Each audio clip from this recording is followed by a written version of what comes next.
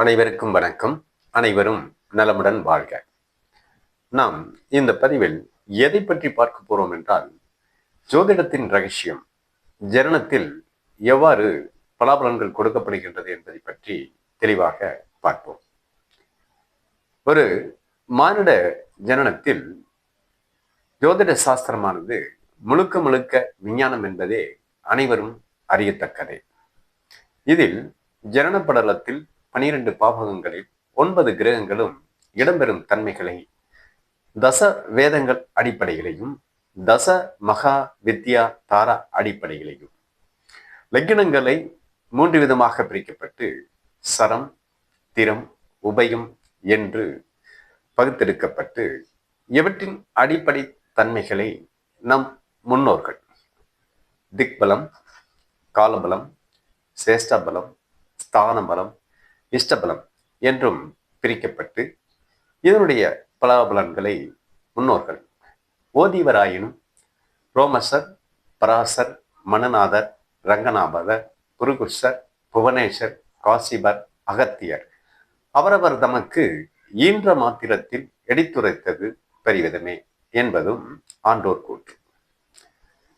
ஜோதிட சாஸ்திர மரபுப்படி ஜனன ஜாதகத்தில் கவனிக்க வேண்டியவை நம் முன்னோர்கள் வழி வழியே நமக்கு கொடுத்து சென்றது என்னவென்றால், லக்கினம், லக்கின புள்ளி, சந்திரன், சந்திரன் புள்ளி, தசை, தசாநாதன் இவற்றினுடைய அடிப்படை கிரகங்கள் வழியாக எவ்வாறு செயல்படுகின்றது. திக்பலம், காலபலம், சேஷ்டபலம், இஷ்டபலம், ஸ்தானபலம். திக்பலம் என்றால் என்ன, ஸ்தானபலம் என்றால் என்ன, இஷ்டபலம் என்றால் என்ன, சேஷ்டபலம் என்றால் என்ன? இவைகளுக்கு அடுத்து அப்பாற்பட்டு திருக்பலம், சேஷ்டபலம் ரொம்ப முக்கியத்துவம் வாய்ந்தது. திருக்பலம் பார்வையின் அளவுகளை குறிக்கக்கூடியது. சேஷ்டபலம் மனித வாழ்வுக்கு பலன்கள் எந்த அளவுக்கு கிடைக்கும் என்பதை பற்றி குறிக்கக்கூடியது. இதில் அதி முக்கியமாக திருக்பலம், சேஷ்டபலம் செயல்படுகிறது என்பதும், திக்பலம், ஸ்தானபலம். திக்பலம், ஸ்தானபலம் என்றால் இடம்பெறக்கூடிய தன்மைகள். லக்கினங்கள் எவ்வாறு 3 விதமாக பகுக்கப்பட்டுள்ளதோ, சரம், திரம், உபயம்.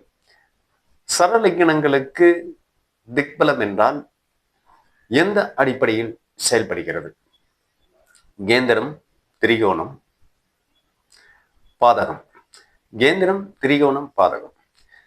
கேந்திரத்தினுடைய அடிப்படை எவ்வாறு செயல்படுகிறது, திரிகோணத்தின் அடிப்படை எவ்வாறு செயல்படுகிறது, பாதகத்தின் அடிப்படை எவ்வாறு செயல்படுகிறது, இதனின் தன்மைகளை தெளிவாக ஜனனப்படலத்தில் நம் முன்னோர்கள் லக்கினம், லக்கின புள்ளி, அதன் அதிபதி, வீட்டிற்கும் ஸ்தானம், ஸ்தானத்தின் அதிபதி, லக்கினத்தின் அதிபதி இவைகள் கணக்கிடப்பட்டும், சந்திரன், சந்திரன் நிற்கும் புள்ளி, ஸ்தானம், புள்ளியின் அதிபதி இவைகள் பிரிக்கப்பட்டும், தசாநாதன் கணிக்கப்பட்டும், அடுத்து பலாபலன்கள் எடுக்கப்படுகின்ற பொழுது லக்கினம், லக்கின அதிபதி, லக்கின புள்ளி இவர்களின் போதகர், வேதகர், வாசகர், காரகர் இவர்கள் பிரிக்கப்பட்டு, தசாநாதன்,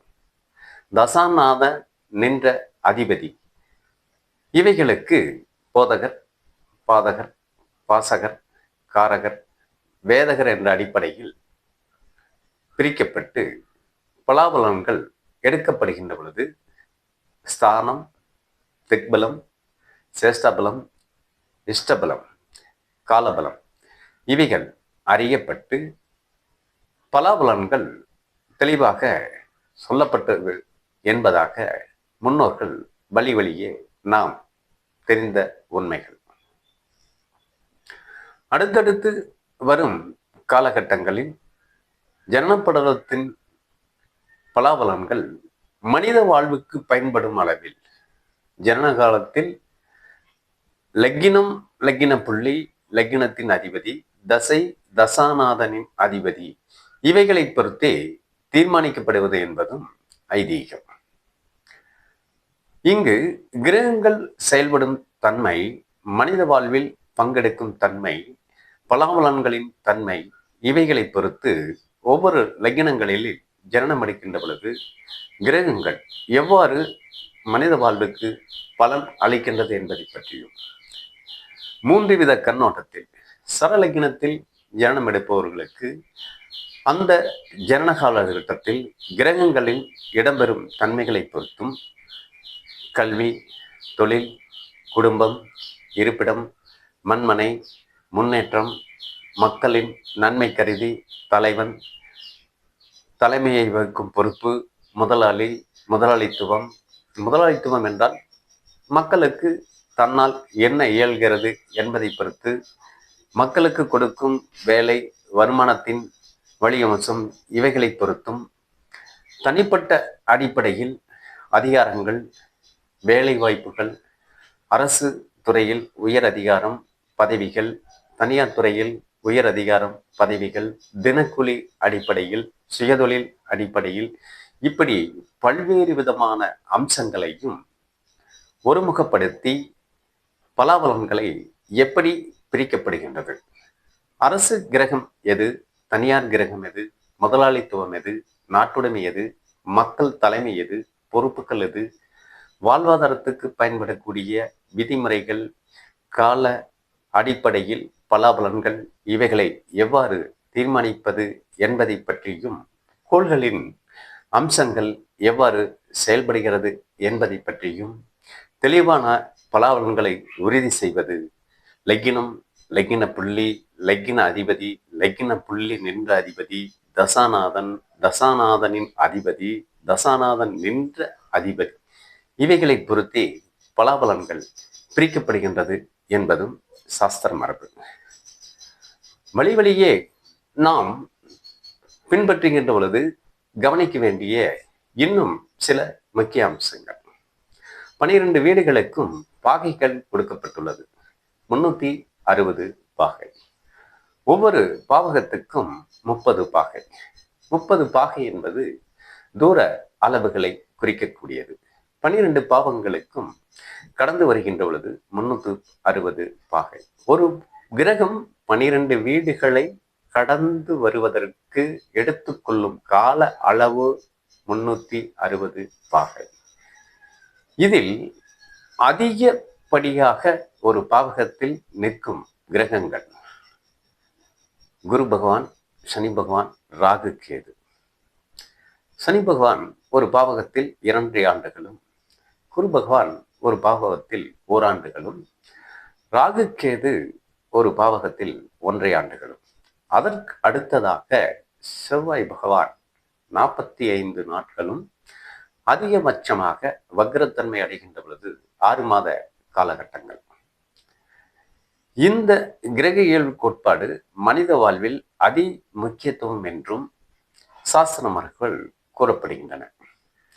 இதில் முக்கியத்துவம் மானிட பிறப்பில் கவனிக்க வேண்டிய வழி வழியே பின்பற்றக்கூடிய பலாபலன்கள் என்னவென்றால், பிறப்பிற்கு அடுத்து அந்த மனித வாழ்வில் அவருக்கு தேவையான கல்வி, பிழைப்புக்குண்டான தொழில், இருப்பிடத்திற்குண்டான மண்மனை, குடும்பத்திற்குண்டான துணை, வம்சத்திற்குண்டான பிள்ளைகள், இவற்றினுடைய தன்மைகளை நிர்ணயிக்கக்கூடிய கிரகங்கள் எது என்றும், மக்கள் நலன் காக்க தலைவன் பொறுப்பை எடுப்பதும், மக்களை வாழ வைக்க முதலாளித்துவம் எடுப்பதும், ஊழியம், ஊழியர், இவைகளை நிர்ணயம் பண்ணக்கூடிய கிரகமும், தினக்கூலி அடிப்படையில் செயல்படக்கூடிய கிரகங்களையும், உயர் பதவிகளை வைக்கக்கூடிய தன்மைகளையும், தனிப்பட்ட திறமையில் தனியார் துறையில் வேலைவாய்ப்பை பெறும் கிரகமும், தனிப்பட்ட முறையில் வியாபாரம் சார்ந்த பல்வேறு விதமான தொழில் முனைவோர்கள், எண்ணற்ற லட்சக்கணக்கான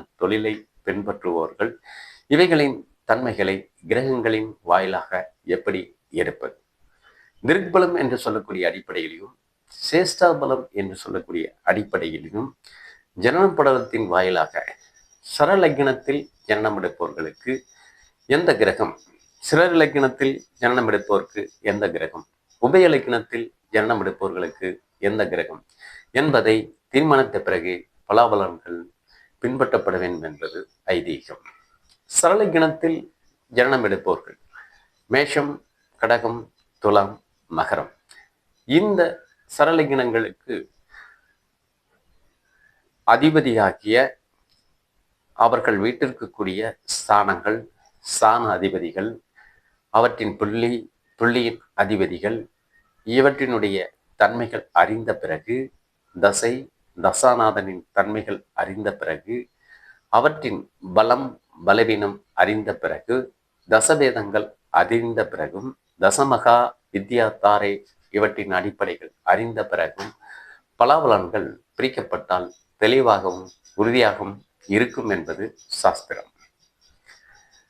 அடுத்து, ஜனன காலத்தில் ஒரு தாய்மை ஸ்தானத்தையும் தந்தை ஸ்தானத்தையும் உடன்பிறப்பு ஸ்தானத்தையும் உறவு ஸ்தானத்தையும் நட்பு வட்டாரங்களை பற்றியும் எவ்வாறு தெரிந்து கொள்வது? ஜனன லக்னங்களில் சரம், ஸ்திரம், உபயம் இந்த அடிப்படையில் சரலக்னத்தில் பிறப்போர்களுக்கு மாதுர்வழி,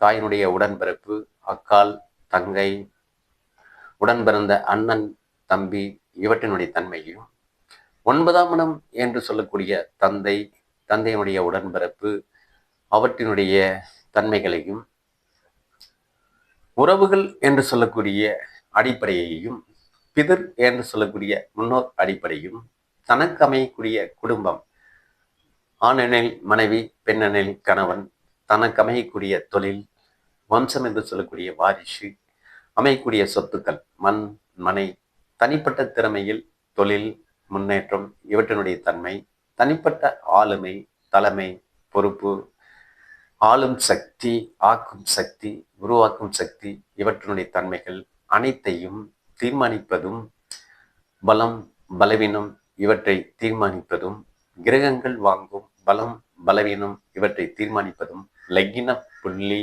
லக்ன அதிபதி, லக்ன அதிபதியின் ஸ்தானம் இவற்றின் தன்மைகளும், சந்திரன் புள்ளி, சந்திரனின் தசாநாதன் இவற்றின் தன்மையை கொண்டே தீர்மானிக்கப்படுகின்றது என்பதும் சாஸ்திரம்.